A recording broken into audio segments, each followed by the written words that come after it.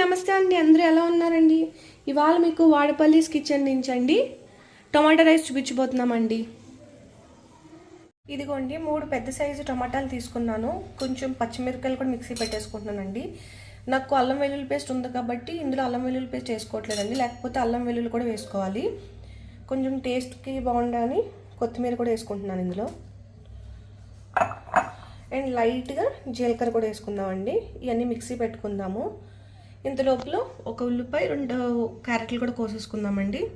ఇదిగోండి ఆయిల్ వేసుకుని కొంచెము దాల్చిన చెక్క, ఇలాచి, జీలకర్ర, కొంచెం ఒక ఎండుమిరపకాయ కూడా వేసుకున్నామండి తాలింపుకి.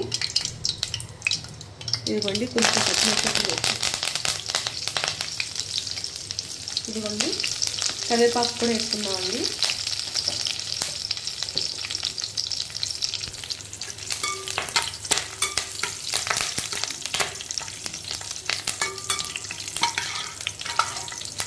ఇవన్నీ కొంచెం వేగింటామండి.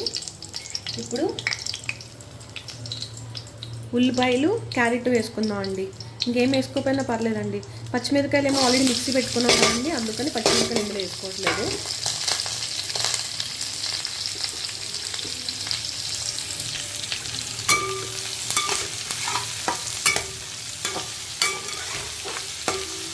ఇది కొంచెం యాగనిద్దామండి.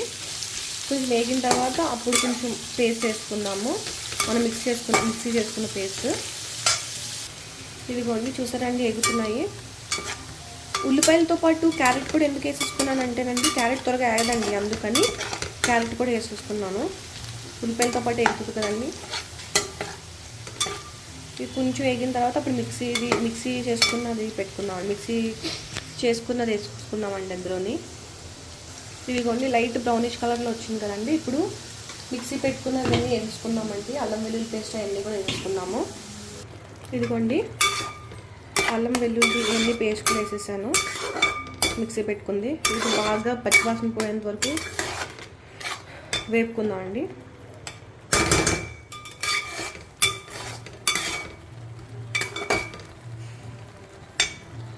ఇదిగోండి చూసారండి దగ్గరికి ఇలాగా వేపేసుకోవాలండి. చూసారా ఆయిల్ అవి వస్తుందా, తేలుతుంది ఆయిల్ అంటే వేగినట్టే అని అర్థమండి. మన ఇంత లోపల ఒక రైస్ మనం ఎంత కావాలో అంత రైస్ కడిగేసి పెట్టేసుకుని వేసేసుకుందామండి. కడుక్కుందాం ఫస్ట్.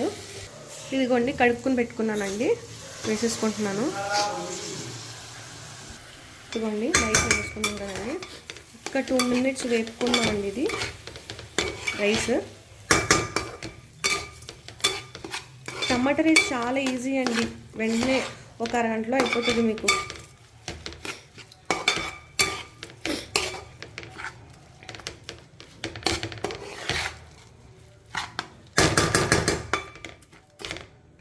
ఇప్పుడు పసుపు, కారం, ఉప్పు అన్నీ వేసేసుకుందామండి. మసాలా అన్నీ కూడా టేస్ట్ సరిపడగా వేసుకోవాలండి. ఇదిగోండి సాల్ట్ వేస్తున్నాను. ఇదిగోండి కొంచెం కారం వేస్తున్నానండి.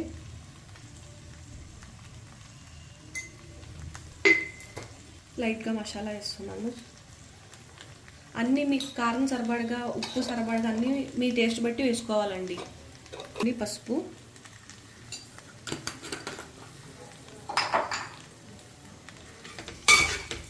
లైట్గా వేగించుకున్నామండి. బియ్యము ఎక్కువ వేగించుకోకూడదు దీనికి. ఇదిగోండి ఈ రైస్ వేగే లోపల అండి మీరు వాటర్ పక్కన పొయ్యి మీద పెట్టేసుకుంటే వెంటనే అయిపోతుందండి. అది బాగా మరిగిన తర్వాత వేసేసుకుందాం వాటర్. ఇదిగోండి దీంతో ఒక గ్లాస్ తీసుకున్నానండి నేను రైస్, అందుకనే 2 గ్లాసులు వాటర్ వేసుకుంటున్నాను. అండ్ దీనికి ఏంటంటే అండి మా రైస్కి కొంచెం వాటర్ ఎక్కువ పడుతుంది, అందుకని కొంచెం ఎక్స్ట్రా ఒక గ్లాస్ వేసుకుంటానండి ఎప్పుడేమో.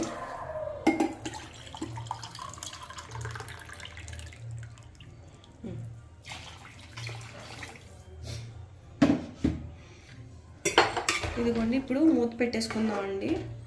ఉడకాలి కదండి దగ్గరికి.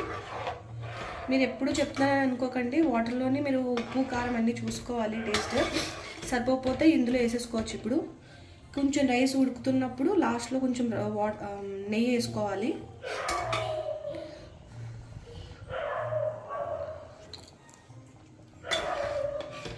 ఉప్పు సరిపోలేదు, అందుకు ఉప్పు వేసుకుందాం.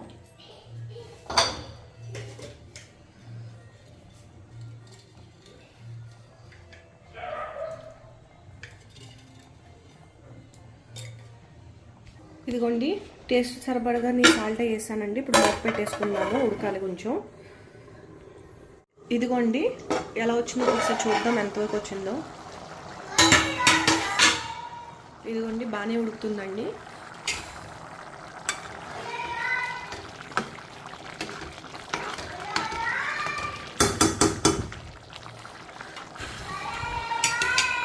ఇప్పుడు కొంచెం ఇందులో నెయ్యి వేసుకుందామండి. నెయ్యి వేసుకుంటే బాగుంటుంది, ఎందుకంటే పొడి పొడిగా వస్తుంది రైస్.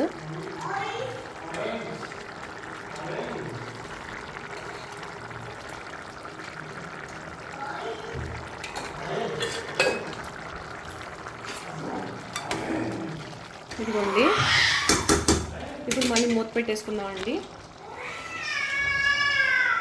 ఇదిగోండి అయిపోయిందండి. ఇప్పుడే స్టవ్ కట్టేసాను. ఇదిగోండి ఇప్పుడు కొంచెం సేపు అలా ఉంచేసామనుకోండి, ఇది కూడా చెమ్మంత లాగేస్తుందండి ఏమైనా ఉన్నా సరే ఈ వేడికి. అందుకనే ముందు కట్టేసుకుందామండి.